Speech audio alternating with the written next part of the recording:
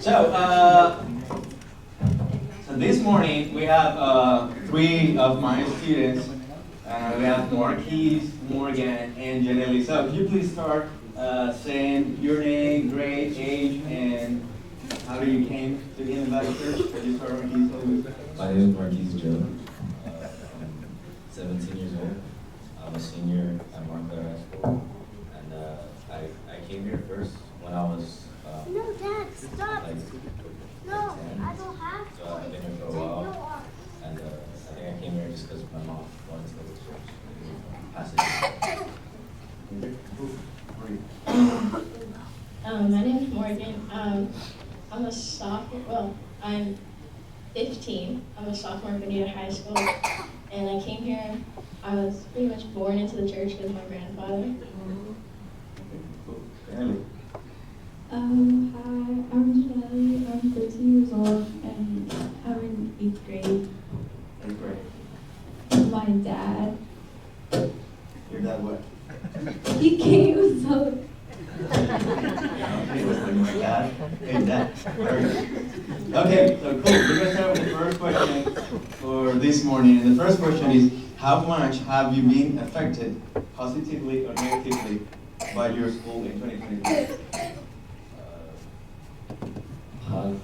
Positively, I've been affected pretty good. School has taught me to be more determined and more responsible. Yeah, because you have to go on time to school every day. Get your work in on time. Pass your class. Negatively, not really. I kind of don't like school, but that's like everyone. So it's not really affecting me though. So I'm pretty good. Okay, Morgan. I guess I was positively affected by my school is the community, I guess, because they always strive for like a good community, having people you can rely on, people you can trust. Negatively, there's a lot of, I don't want to diss my school or anything, but it could be really bad sometimes, but it's gotten worse to the point where like we have to have police on campus the whole day, so they can stop fights, stop people. But that part hasn't affected me at all. I guess positively is like I started like surrounding myself with good people, and I started hanging around people that actually cared about me and give me good advice. Cool. Last question. What was the happiest moment of this year? I think the happiest moment for me this year would be, well, in general, I like learning new stuff. So like everything new that I learned was like a really happy moment. Is it? Okay.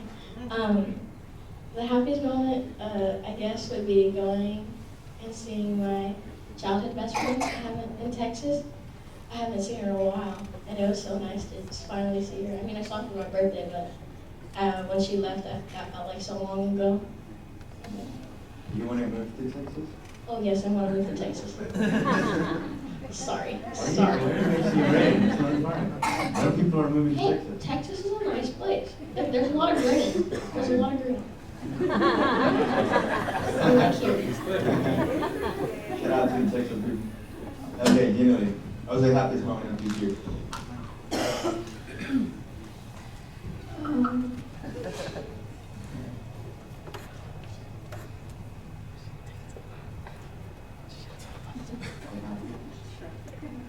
I don't really have one.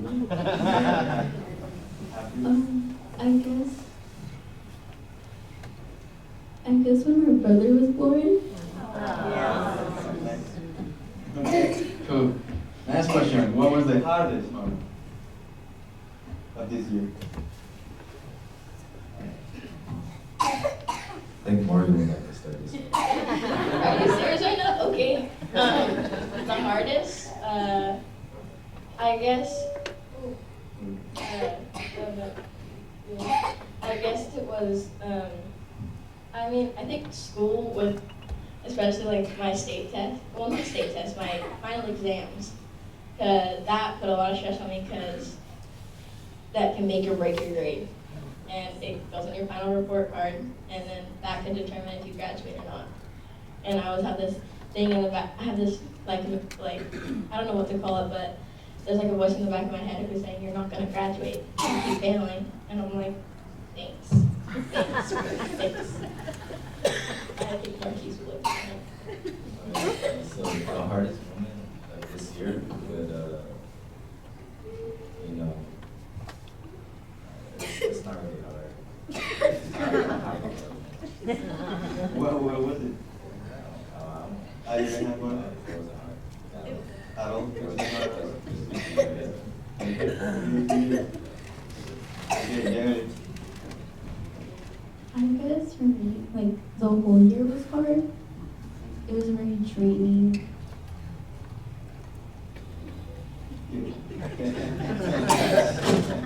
Okay, cool. I just remember that Matthew and Morgan, they are twins. Normally when one of them wants something, they are going in different directions. That was really big. Morgan likes Texas, but Matthew doesn't. So he doesn't want to go to Texas. I mean. Okay, cool. So next question. What scares you the most right now in your life? Not passing high school. Yeah, I'm not really scared, but kind of certain. Yeah.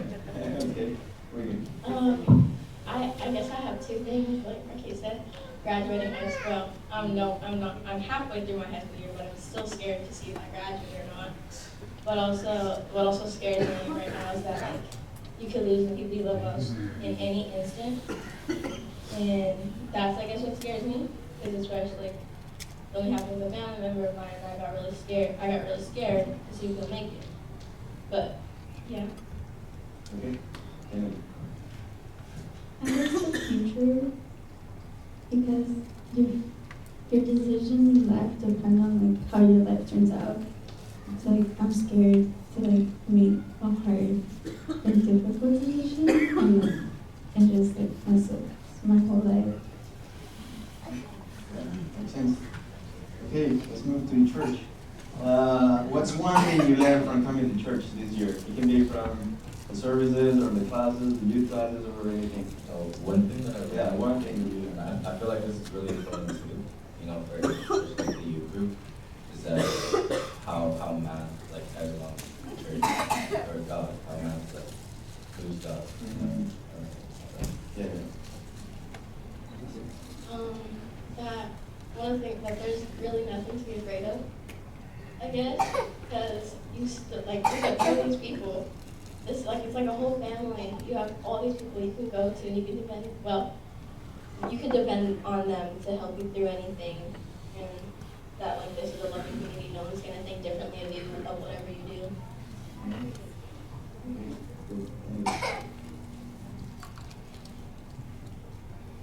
What's one thing you learned from coming to church this year?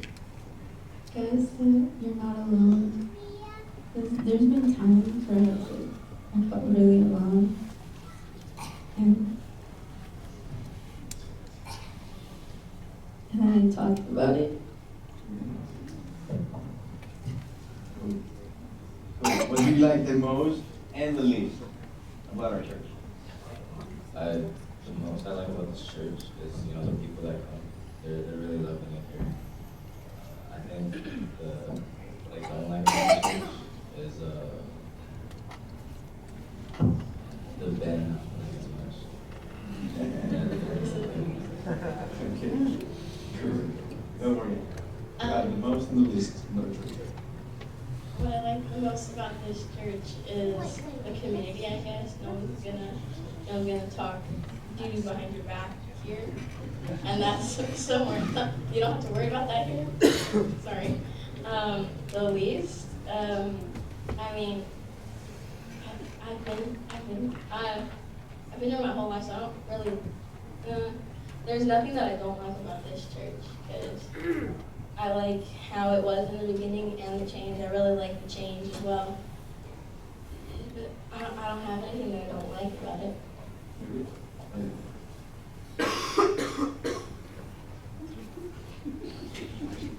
What do you like the most and the least about it? I like how everyone is very like loving. Like every time you walk in here, like they smile and say hi to you, and they're very welcoming. What I don't like is the energy.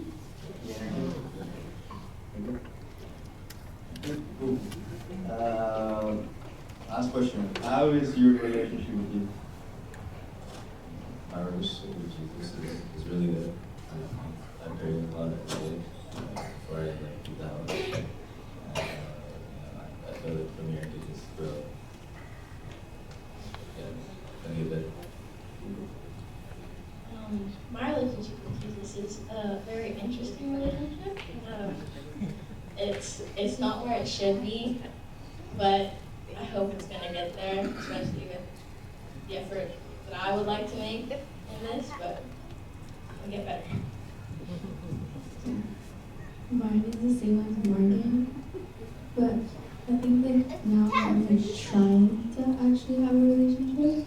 Because before I didn't really try, but now I am. But I'm what? Good. Would you like to say something to the church? These people, including the people from Texas? I would like to say thank you, for having us up here and letting us do stuff that we do.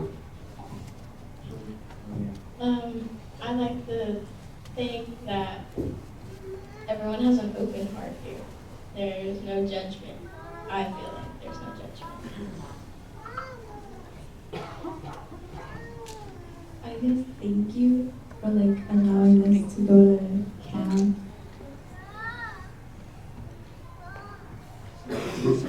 Good. So thank you for this holy talk, guys. So we have guys from high school and middle schooler, and you can see that life is different for each one of them. But as I said the previous Sunday that we did this, is that one of the things that I'm trying to do with these talks is that we let them know that they are important for us. That what they have to say is important for the congregation, that what they have to say can edify the congregation, what they have to say, what they have to do, it's important for us. Their voice is important, their feelings are important, what they are going through is important. And I said this the previous Sunday, that sometimes we like diminish what they're going through. It's like, oh, you're always playing, you're always doing this, you're not going through what I went through. And it's like they're going through difficult stuff. We're not living their lives, we're not in their bodies, and they're going through a lot of stuff. And one of the things that I want to encourage them to do is to speak out, to say how they're feeling, and to talk and to speak out, and to feel that they can be open, they can be real, and they won't be judged, and they will be loved anyway. And that's one of the things that I want the youth and everybody else here to encourage. That I don't know about this year for you guys. Probably you were pretending most of the time this year. You were trying to be a different person. You were trying to imitate other people. You were trying to follow other things or other people that are not good for you. And actually, you can be the influencers to other people. You can be the light in this world. And you can be yourself, and you're going to be loved by God, and you're going to be touched by God. So thank you guys for speaking. Thank you for listening. And one verses to end this conversation, and it's related to this month. It's in John 1:14. And John 1:14 says, "The Word became flesh and made His dwelling among us. We have seen His glory, the glory of the one and only Son, who came from the Father, full of grace and truth." So what we're experiencing this month, even though it's most likely that He was born in this time, doesn't matter. The thing is that He became flesh. God Himself, God, the Almighty God, decided to be one of us. Decided to be, he didn't decide to be a dinosaur or something like bigger. He decided to be one of us. And it's to show us and to prove to us that we're important to Him, that we're loved. And then we can see in verse 16 and 18, it says, "Out of His fullness, we all have received grace in place of grace already given. For the law was given through Moses. Grace and truth came through Jesus Christ. And it's like, I don't know if you have experienced the grace of God, but what the verse says is that we have received grace over grace. It's like you are like, there's not much that God can give me. There's always grace after grace, salvation, forgiveness, love, and a lot of things, grace after grace you're receiving. And the law was given through Moses, but grace and truth came through Jesus Christ. That's one of the things that we receive because of Jesus Christ. No one has ever seen God, but the one and only Son, who is himself God and is in closest relationship with the Father, has made him known. So no one has seen God, and no one has ever seen God, but God himself revealed through Jesus Christ. Sometimes we don't know things about God, and it's too complicated to understand God. Probably we won't understand him. But things that if you go and see Jesus, Jesus is the perfect revelation of God. Jesus was the perfect revelation of God. So if you go and see Jesus, you will see God. And you will see how loving is God. You will see how unpredictable is God. Because when you see Jesus, Jesus was always unpredictable. You were thinking that he was going to do something and he did something different. So no matter your situation, no matter what you're going through, God can impress your life. Jesus can do something different in your life, and he will touch your life. And when he touches your life, you will see, you will hear. You will do things that you were not able to do even when you were born. So, and I remember right now Matthew 28, before we do the last one. Matthew 28 say, "Go and make disciples of all the nations, baptizing them in the name of the Father, and of the Son, and of the Holy Spirit." And we're going to have 2 baptisms today after the service. But because, and I remember that Priscilla wrote in the article in the bulletin that he was born to die, but he was also born to live. We were born to die, but we were also born to live because of him. So what about if we go and tell it on the mountain? Oh,